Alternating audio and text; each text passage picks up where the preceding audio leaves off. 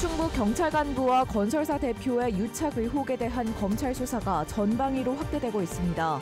청주시 공무원과 지역 정치인까지 연루 의혹이 제기됐습니다. 도심 상권 쇠퇴로 비어있던 청주 대연 지하상가가 청년 특화 공간으로 거듭납니다. 창업 공간과 함께 각종 공연 문화시설도 들어섭니다. 정주 여건 개선 등의 영향으로 인구 유입이 늘면서 음성군이 2년 만에 미분양 관리 지역에서 벗어났습니다. 여러분 안녕하십니까? 계속해서 뉴스데스크 충북 소식입니다. 충북 경찰 간부가 건설사 대표로부터 금품을 받았다는 의혹에 대해 검찰이 본격적인 수사에 착수했습니다. 경찰 간부가 건설사 대표에 대한 수사 무마를 시도했다는 의혹이 나오는데 지자체 공무원과 지역 정치인 연루설까지 나오면서 정관계로 의혹이 확대되는 모양새입니다. 이초원 기자가 보도합니다. 지난달 검찰은 충북경찰청 형사기동대 사무실을 전격 압수수색했습니다.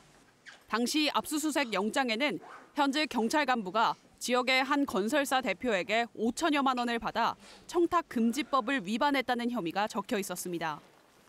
검찰은 경찰 간부가 실제로 금품을 받았는지를 비롯해 수사 무마 등 대가성이 있었는지 파악하는 데 주력하고 있습니다. 경찰 내부에서는 해당 간부가 동료 경찰관에게 부탁한 정황이 있다는 얘기가 나옵니다.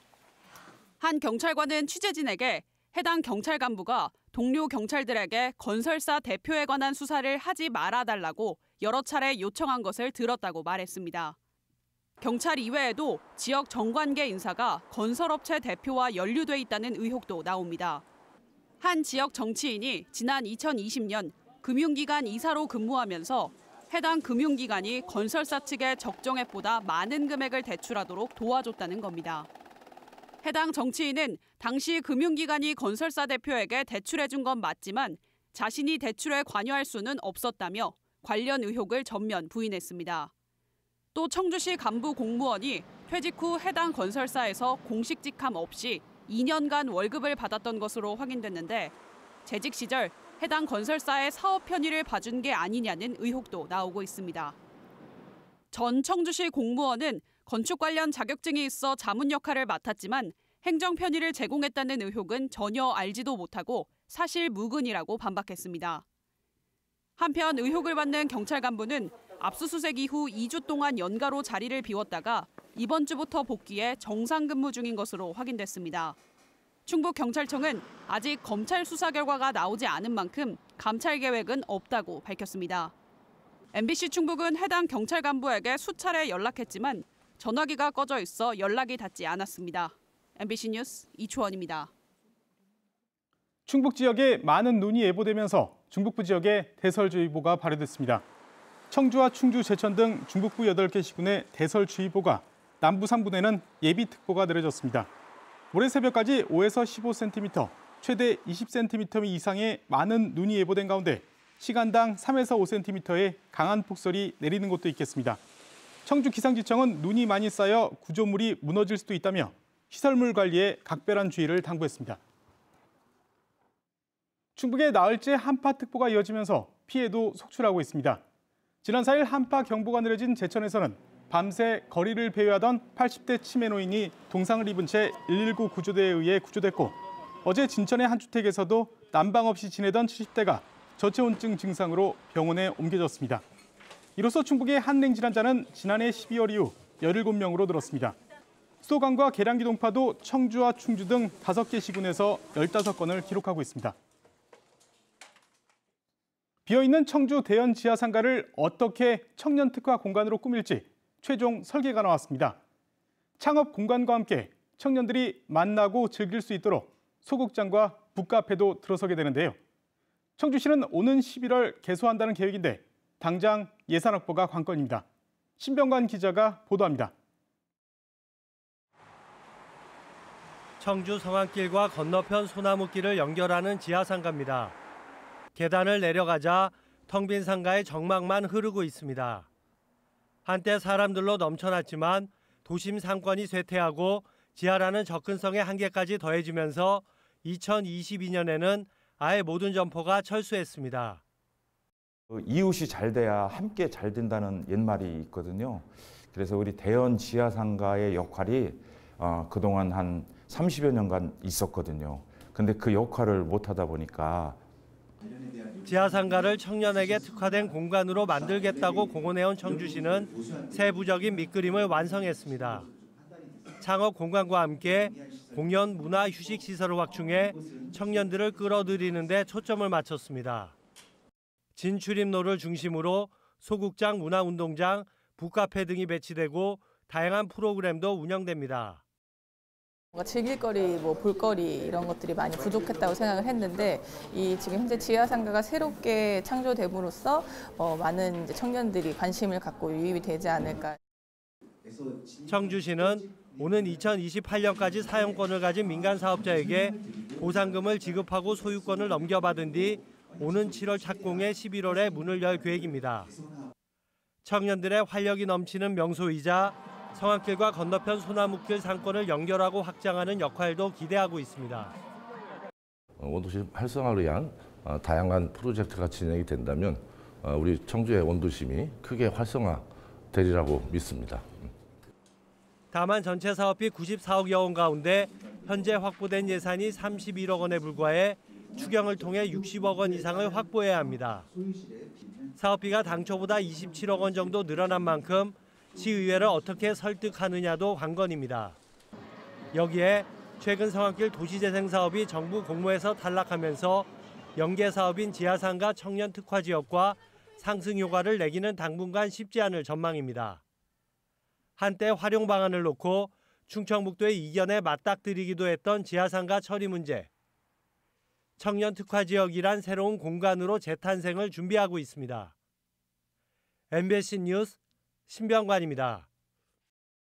산업단지가 몰려있는 음성군은 다른 지역에서 출퇴근하는 취업자 수가 전국 군 단위 가운데 최고 수준인 3만 3천여 명에 이르는데요. 아파트 분양이 한꺼번에 이뤄지면서 미분양 관리 지역으로 묶여있다 2년 만에 해제됐습니다. 하지만 올해만 5천 세대 가까운 아파트 입주가 시작돼 기대와 우려가 교차하고 있습니다. 허지희 기자가 보도합니다. 중부와 평택, 제천 두 개의 고속도로 IC와 가까운 음성 대소면의 성본산업단지 일대. 지난해 11월부터 1,735세대 두 개 아파트 단지 입주가 시작됐습니다. 현재 두 단지의 평균 입주율은 60%가 조금 넘습니다. 이곳에 올해 3개 아파트 단지에 2,538세대가 추가 준공되고 인근 금왕과 맹동에도 2,278세대가 준공 예정입니다. 음성군은 3년 전 이들 6,500여 세대 분양이 한꺼번에 이뤄지면서 지난 2023년 2월 미분양 관리 지역으로 묶였습니다. 그러다 2년 만에 드디어 미분양 관리 지역이 해제됐습니다. 지난 2023년 1월 말 기준 2,642세대였던 미분양이 지난달 기준 982세대까지 1,000세대 미만으로 줄었기 때문입니다. 지금 25년 1월 17일 기준으로 982세대로 지금 많이 분양을 했고요. 기업 유치로 인해서 종사자들도 많고요. 그리고 25년도 말에 소방방원 준공 예정으로 해가지고 미분양 골치를 앓던 음성군은 올해 공급으로 외지 유입 인구가 늘어나고 미분양 적체도 동반 해소되는 효과를 기대하고 있습니다. 지난해 통계청이 처음 발표한 지역 활동 인구에서 외지 출퇴근 취업자만 전국 군 단위 최고 수준인 3만 3,500명에 이르는 것으로 조사됐기 때문입니다. 실제로 지난해 입주자 2,430명 가운데 절반 이상인 1,253명이 음성 외 다른 지역에서 이주했습니다. 하지만 가계부채 증가와 부동산 경기 침체로 부동산 구매 지수는 하락 추세, 서울 등 수도권의 미분양도 늘어나며 건설사 위기로 이어진다는 점도 여전히 악재로 남아 있습니다. 올해 4,800세대에 이르는 음성의 아파트 준공과 입주는 오는 4월부터 차례로 이어집니다. MBC 뉴스 허지입니다. 인구가 줄고 있는 지자체들이 출산시설 확충에 나서고 있습니다. 충주시는 분만 산부인과와 난임 클리닉, 소아청소년과와 산후조리원 등을 갖춘 모자 보건센터를 짓기 위해 오는 4월까지 부지를 선정할 예정입니다. 제천시는 오는 6월 하소동에 충북 최초의 산후조리원을 개원해 지역 산모들에게 저렴한 가격에 제공할 예정입니다. 음성군도 금왕읍 무국지구에 공공산후조리원과 육아돌봄센터 등 공공시설을 계획하고 있습니다. 충청북도가 최근 민원 서비스 평가와 청렴도 평가에서 잇따라 전국 최하위를 기록한 것과 관련해 개선을 요구하는 목소리가 커지고 있습니다. 충북참여자치시민연대는 논평을 통해 민원 서비스의 질은 곧 행정 신뢰도라며 2년 연속 최하위는 행정 운영 방식에 구조적인 문제가 있음을 시사한다고 밝혔습니다. 청렴도 꼴찌에 대해서도 청렴도마저 낮다는 것은 충북도의 행정이 주민 신뢰를 얻지 못하고 있다는 명확한 증거라고 덧붙였습니다. 지난달 김해공항에서 발생한 에어부산 여객기 화재는 휴대용 보조 배터리가 원인으로 지목됐죠. 리튬이온 배터리는 보조 배터리 외에도 스마트폰과 전동 킥보드, 노트북 등 일상에서도 워낙 많이 사용되다 보니 안전하게 사용하는 게 무엇보다 중요합니다. 문은선 기자가 보도합니다. 찜질방 매트 주변이 온통 소화분말로 뒤덮였습니다. 벽면 콘센트에 꽂혀있는 휴대용 보조 배터리는 시커멓게 탔습니다. 지난 2일 새벽 4시쯤 퍽 소리와 함께 충전 중이던 배터리에서 불꽃이 시작됐습니다. 다행히 인명피해는 없었지만 한밤중 이용객들이 대피하는 소동을 빚었습니다. 가정에서 휴대용 보조 배터리에 화재가 날 경우에는 119로 즉시 신고해 주시고 집에 있는 소화기로 초기 진압을 해주시고요. 철양동이가 있으면 물을 담아서 배터리를 그곳에 담아서 현재 소화기는 배터리 화재를 직접 끌 수는 없지만 크기가 작은 휴대용 배터리 정도는 전기차와 달리 산소를 차단해 진압 효과가 있습니다. 지난달 김해공항에서 발생한 에어부산 여객기 화재도 휴대용 보조 배터리가 원인으로 지목되고 있습니다. 리튬이온 배터리는 보조 배터리 외에도 스마트폰, 노트북, 전동 킥보드 등 웬만한 전자기기에 다 들어가다 보니 화재도 주로 사용하는 아파트 등 가정에서 자주 발생합니다. 대전에서만 최근 5년간 리튬 배터리가 원인이 된 화재는 130건에 육박하고 14명이 다쳤습니다. 리튬이온 배터리에서 가장 가연성인 소재가 문제인데 거기가 바로 전해질 문제가 될 것 같습니다. 전해질이 유기 소재로 이루어져 있는데요. 얘네들이 불이 잘 붙기도 하고요. 그리고 불이 한번 붙으면 이게 조절이 안 돼서 화재 예방을 위해선 인증받은 제품과 전용 충전기를 사용하고 과충전되지 않게 밤새 충전은 피해야 하며 외형이 변형됐거나 냄새가 나면 즉시 사용을 중지해야 합니다. 고온다습한 환경이나 과도한 압력도 리튬 전지 열폭주의 원인이 될 수 있습니다. 또 불이 붙기 쉬운 침대나 소파, 커튼 주변에서 배터리를 충전하는 것은 피해야 합니다. MBC 뉴스 문은선입니다. 배터리 분리막 제조업체인 충주 WCP 노동자들이 노동조건 개선을 촉구했습니다.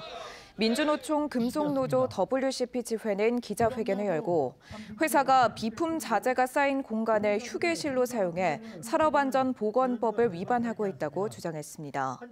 또 대법원 판결에도 회사가 각종 수당을 제외하는 방식으로 통상임금을 산정하고 출산 전 휴가를 사용한 여성 노동자에게 만근 조건을 이유로 수당을 지급하지 않아 노동청에 진정을 넣었다고 밝혔습니다. 미성년자 노출 사진으로 성착취물을 만든 30대가 실형을 받았습니다. 청주지방법원은 지난해 2월 SNS 채팅방에서 10대 여성에게 신체 부위 사진을 요구해 성착취물을 제작한 31살 남성에게 징역 2년 6개월을 선고했습니다. 하지만 피해 회복 기회를 부여한다며 법정 구속하지는 않았습니다.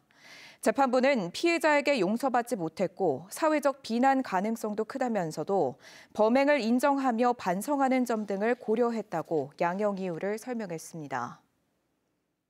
실직자 지원센터에서 동료 입소자에게 흉기를 휘두른 50대가 징역형을 받았습니다. 청주지방법원 형사 11부는 살인 미수죄를 적용해 50대 남성에게 징역 7년을 선고했습니다. 지금까지 뉴스데스크 충북 소식이었습니다. 잠시 후 스포츠 뉴스가 이어집니다. 고맙습니다.